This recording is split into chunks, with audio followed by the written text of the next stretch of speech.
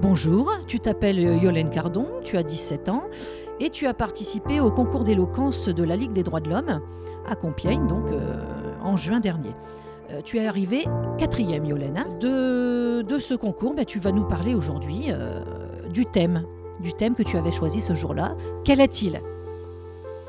De l'autisme, donc c'est une maladie reconnue en France comme un handicap depuis 1996 seulement. Quelle est cette maladie ? Quels en sont les signes ? Donc c'est une maladie qui atteint un nouveau-né sur 100, en France environ 700 000 personnes. On l'appelle plus couramment le trouble autistique TSA, donc réparti en 2 catégories, donc l'autisme avec déficience intellectuelle et l'autisme sans déficience intellectuelle. Comment se passe la scolarité d'un autiste, Yolène, et quels risques rencontre-t-il dans la société ? Alors pour un enfant autiste qui accède à l'éducation dans une école publique avec d'autres enfants, ça peut mal se passer, le risque d'harcèlement est plus élevé que pour un enfant considéré normal par l'État. Et sinon, il y a des établissements spécialisés pour les enfants atteints du trouble du spectre autistique. Qu'en est-il de l'accès à l'emploi ? Est-ce moins facile pour eux ? Il faut savoir que le taux de chômage en France pour un autiste est entre 75 et 91%. Donc en France, seul 1% des autistes Asperger travaillent contre 18% en Grande-Bretagne. C'est quand même une différence assez élevée. De plus, ils sont quand même assez mal regardés par les gens dans la rue. Tout ce qu'ils font va être observé et jugé par d'autres personnes. Pour eux, c'est pas facile au quotidien. Le regard des autres les inquiète aussi, donc ils vont s'en préoccuper.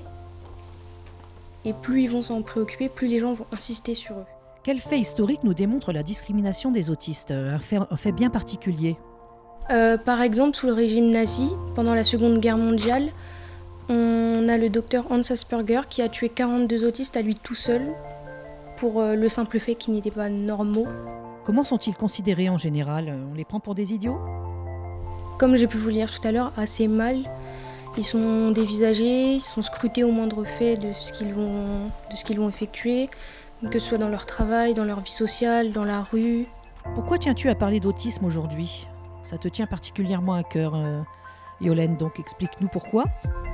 Parce que j'ai moi-même pu assister à des gens qui ont très mal réagi juste à la vision d'un autiste, ce qui d'ailleurs montre que les gens sont autismophobes, même si pour eux ils ne le sont pas, leur réaction le montre quand même. J'ai également moi-même une sœur autiste, donc je sais de quoi je parle, du harcèlement, que ce soit dans la famille ou même extérieurement. Alors, que dirais-tu pour conclure ? Par exemple, on pense qu'ils ne peuvent pas réussir à faire quoi que ce soit eux-mêmes. Par exemple, ma sœur, elle-même autiste, a eu son permis, elle a un appartement, en plus loin de chez nous quand même. Elle a son travail et elle se débrouille toute seule, elle est très autonome. Et pour moi, c'est pas du tout que des malheurs, c'est aussi beaucoup de bonheur de la voir au quotidien, parce qu'elle est très marrante aussi. Et c'est une source de joie comme une source de fatigue à aider, parce qu'il faut savoir qu'élever un enfant autiste, c'est très fatigant pour la famille autour, parce qu'il faut se mettre à sa place, ne surtout pas lui crier dessus, essayer de le comprendre, d'essayer de communiquer avec lui. Souvent, il va avoir un objet qui va réussir à le calmer. Ça peut être une balle ou une machine à laver ou quelque chose comme ça, mais ça va réussir à le faire rester calme. Mais c'est des choses qui se font au quotidien et ça se développe avec l'enfant qui grandit aussi.